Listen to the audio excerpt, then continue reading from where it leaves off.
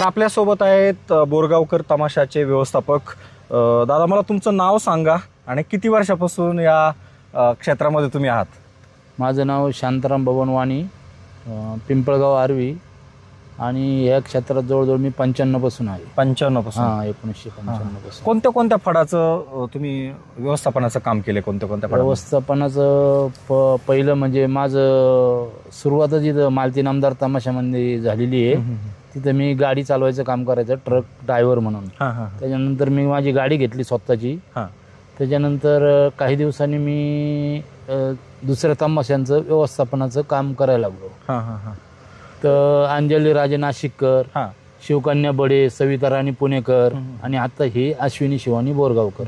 एकूण म्हणजे 15-20 वर्षाचा व्यवस्थापनाचा अनुभव आहे. 20-25 वर्षाचा. हा तमाशा मूळचा कुठला आहे? मालकीनबाई कुठले आहेत आणि काय वेगळेपण आहे या तमाशात? हा तमाशा मूळचा आहे राहुरी जवळ एक गाव आहे संक्रापूरकर म्हणून, तिथला आहे. आणि त्यांची मिसेस आहे ती अश्विनी, ती त्यांची मिसेस आहे म्हणून त्यांनी ते नाव दिलं. ते मिसेसचं नाव दिलं अश्विनी बोरगाव. अश्विनी ताईंचा किती वर्ष ह्या क्षेत्रात संबंध आणि त्या स्वतः नेमकं काय काम करतात फडामध्ये? ते फडामध्ये डान्सचं काम करतात आणि लावणी बिवणी स्वतः सादरीकरण करतात. असं पूर्वी यांचा काय ऑर्केस्ट्रा वगैरे होतं किंवा इतर तमाशात काम करत होते? नाही, त्यांचा पहिला तो तमाशा होता आणि त्यातून त्यांनी तो वेगळा तमाशा वेगळा केला. पहिला मूळचा तमाशा तो संभाजी जाधव संक्रापूरकर, शांताबाई जाधव संक्रापूरकर, त्यांचे ते चिरंजीव आहेत. त्यांनी आता 4-5 वर्षापासून वेगळा कार्यक्रम चालू केलेला आहे. अलीकडच्या काळामध्ये व्यवस्थापनातले कोणते मुद्दे तुमच्या लक्षात येत आहे? जसं तुम्ही 15-20 वर्षापूर्वी व्यवस्थापन एका फडाचं केलं आणि तेव्हाच्या आणि आताच्या काय बदल वाटतात तुम्हाला? तेव्हाचं म्हणजे असं होतं, त्यावेळेस ट्रॅफिक नव्हतं रस्त्याला जास्त. त्यावेळेस आम्ही कार्यक्रम धरताना समजा 150-200 किलोमीटरचे धरायचे आम्ही. इथून समजा पहिल्या गावात जिथं तमाशा आहेत ते आणि दुसऱ्या गावातलं अंतर 150-200 किलोमीटरचं धरायचं. ते आम्ही गाड्या टायमिंग मध्ये पोच करायची तिथे आम्ही. पण आता 100 किलोमीटरच्या पुढे धाडस नाही होत कार्यक्रम धरायचे, कारण ट्रॅफिक आणि ड्रायव्हर तेवढे जबाबदारीचे आता नाही. असं वाहनाला काय प्रॉब्लेम आला गावात पोहोचू शकत नाही. असं तुम्ही इतके वर्ष आता हे काम पाहताय, इथं आलेला, रावटीत आलेला गावकरी असेल, पुढारी असेल, ज्यावेळेस फड बुक करायला येतो, सुपारी फोडायला येतो, तर त्याचे काय प्रश्न असतात नेमके आल्यानंतर? ते आले का विचारतात, बाबा कार्यक्रम कसा आहे तुमचा, तुमच्या तमाशात नर्तिका किती आहेत, कलाकार किती आहेत, सोंगाडे किती आहेत, सगळ्याची विचारतात, म्हणजे सगळ्याची विचारपूस करतात ते असे. आणि मग तुम्ही कोणते मुद्दे प्रभावीपणे सांगता आपल्या फडात काय आहे वेगळं? आम्ही वेगळेपणा सांगतो, जे ते विचारतात आम्हाला त्या पद्धतीने आम्ही उत्तर देतो त्यांना. आमच्या तमाशात 14-15 लेडीज आहे किंवा 16 जेवढे असेल तेवढे सांगतो. आता किती आहेत ते सांगा? आता 16 आहेत. टोटल कलाकार सगळे? टोटल कलाकार 70-75 आहेत. 4 गाड्या आहेत. आणि यावेळेच वेगळेपण काय असणार आहे तमाशाचं? वेगळेपण म्हणजे ते पारंपरिक प्रमाणे तमाशा आहे, नवीन काही नाही त्याच्यात काय असं. म्हणजे वगनाट्य कसा प्रतिसाद मिळतो? वगनाट्याला प्रतिसाद जास्त नाही, जास्त प्रतिसाद याला आहे रंगबाजी आणि बतावणीला, पण रंगबाजीला जास्त आहे. आता 5 वर्षाचा सगळा प्रवास आहे तमाशाचा. कुठल्या भागामधून आपल्याला जास्त डिमांड आहे? आतापर्यंत कशा सुपाऱ्या बुक झाल्यात? आता आपल्या पुणे जिल्ह्यातून जास्त डिमांड आहे. पुणे जिल्ह्यामध्ये जास्त, पुणे जिल्हा, त्याच्यानंतर सातारा जिल्हा, नगर जिल्हा, असे 1 नंबर पुणे जिल्हा. 1 नंबर डिमांडला. जास्त कुठल्या दिवशी डिमांड आहे? आता 1 महिनाभर झाले तर रावटे लागलेला. कोणती तारीख जास्त तुमच्याकडे विचारणार होती ती ऑलरेडी तुमच्याकडनं गेलेली? आता तारखींचं म्हणजे 3 तारखा आहेत. एक 22 तारीख अष्टमी, आपलं 21 तारीख अष्टमी, आणि 22 तारीख नवमी, आणि एक 12 तारीख पौर्णिमा. ह्या 3 तारखांना जास्त डिमांड आहे. गेल्यात का आहेत त्या? नाही, पौर्णिमा बाकी आहे. मिनिमम आपलं एखादं छोटं गाव असेल तर आपण कशी सुपारी तिथं किती कमीत कमी देतो आणि हायेस्ट आपली किती रकमेपर्यंत गेलेली? कमीत कमी 1 लाखापर्यंत देतो आणि जास्तीत जास्त 2-2.5 लाखापर्यंत. तुम्ही पण आता तुमचा संबंध एक मागच्या 15-20 वर्षापासून तमाशाशी, तुम्हाला कधी असं वाटलं नाही का आपण पण फडात एखादं कलाकाराचं काम करावं, कधी ऑफर आली नाही का तुम्हाला? कारण आम्ही पाहिलं का बराचसा एखादा कामगार म्हणून येतो, ड्रायव्हर म्हणून येतो आणि त्याला पण एक संधी मिळते आणि तो पण एक तमाशातलं मोठं नाव करून जातो. बरोबर आहे, पण कसं आहे माहितीये का, आम्ही जिथं काम केलं मालती इनामदार मध्ये, तिथं आम्हाला दुसरीच कामं लय असायची.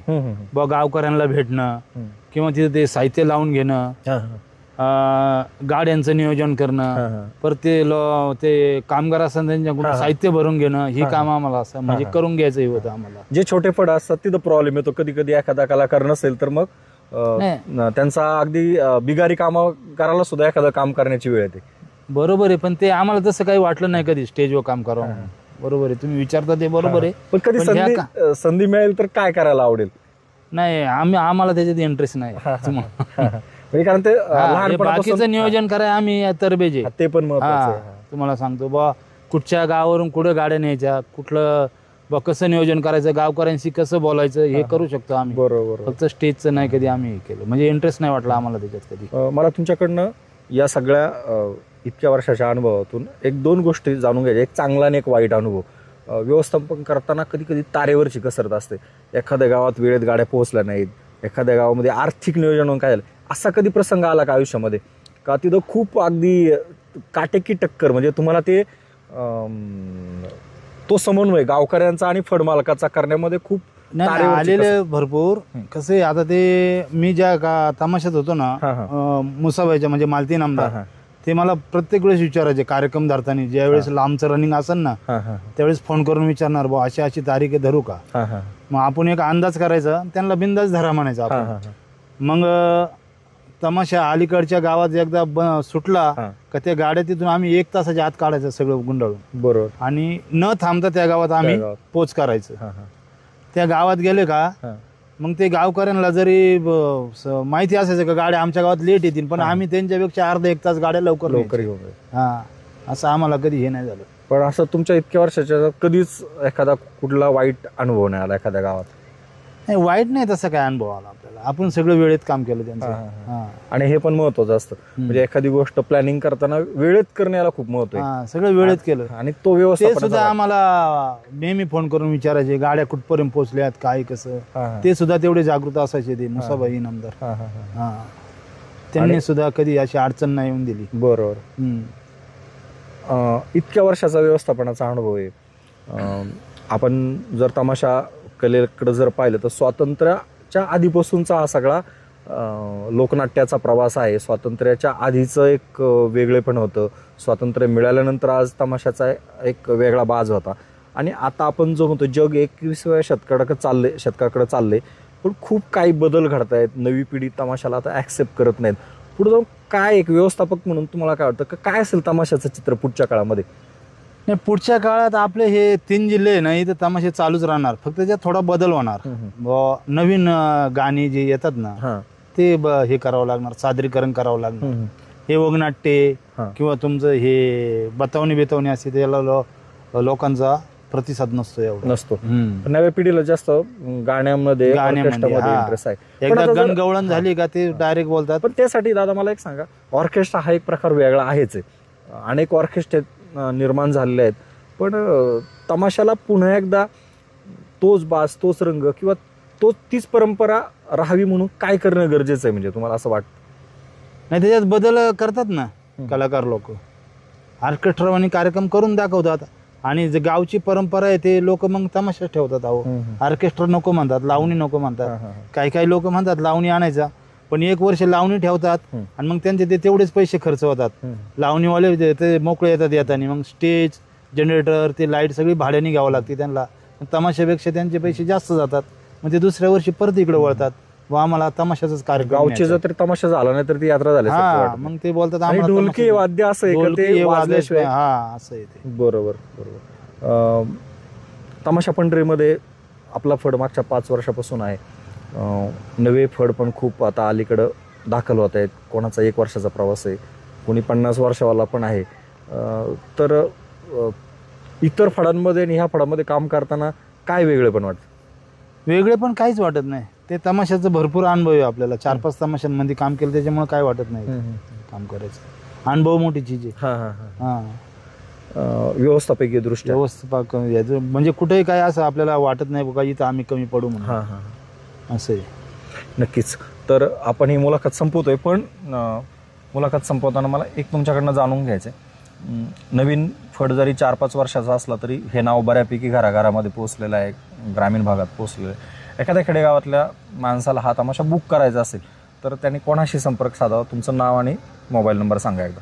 ते तमाशा जर बुक करायचा असेल तर ते नाव आहे अश्विनी शिवानी बोरगावकर आणि माझं नाव आहे शांताराम वाणी. माझा मोबाईल नंबर आहे 9604 86 22 63. नक्कीच. तर हे होते वाणी दादा. या तमाशाचे ते व्यवस्थापक आहेत. व्यवस्थापनाचा मागच्या 15-20 वर्षाचा अनुभवसुद्धा आहे.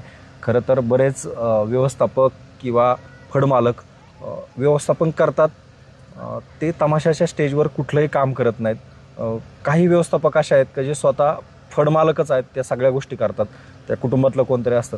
पण वाणीदादांनी सांगितलं का तमाशाचा इतका अनुभव व्यवस्थापनाचा असतानाही त्यांनी आत्तापर्यंत कुठलं तमाशाच्या स्टेजवर काम केलं नाही, पण व्यवस्थापन हे खूप महत्त्वाचं असतं, ते चांगल्यारीत्या सांभाळलेलं आहे. इतर तमाशाचा त्यांचा चांगला अनुभव गाठीशी आहे आणि ह्या नव्या तमाशाला सुद्धा ते स्वतःच्या व्यवस्थापनातून पुढे घेऊन जातील.